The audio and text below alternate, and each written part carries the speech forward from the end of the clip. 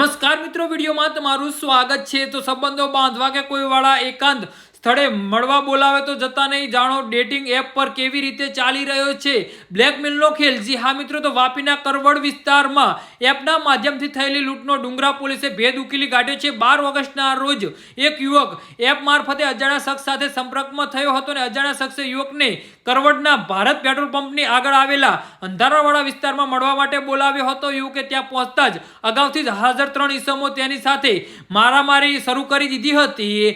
જી હા મિત્રો, અત્યારે હાલના સૌથી મોટા અને મહત્વના સમાચાર સામે આવી રહ્યા છે। તો સમાચારમાં વધુ વિગતવાર વાત કરીએ તો આરોપીઓએ ચપ્પુ બતાવી જાનથી મારી નાખવાની ધમકી આપી અને યુવક પાસેથી બળજબરીપૂર્વક 14,000 રૂપિયાની રોકડ પણ લૂંટી લીધી હતી।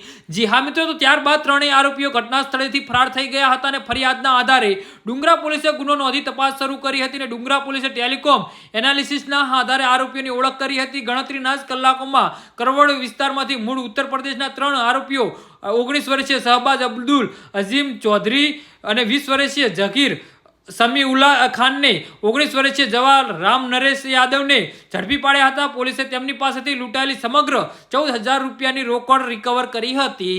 જી હા મિત્રો, તો આના વિશે તમારું શું કહેવું છે તો નીચે અમારી કમેન્ટ બોક્સમાં જરૂરથી જણાવજો અને અમારી યુટ્યુબ ચેનલને સબસ્ક્રાઇબ કરવાની ભૂલતા નહીં। ધન્યવાદ।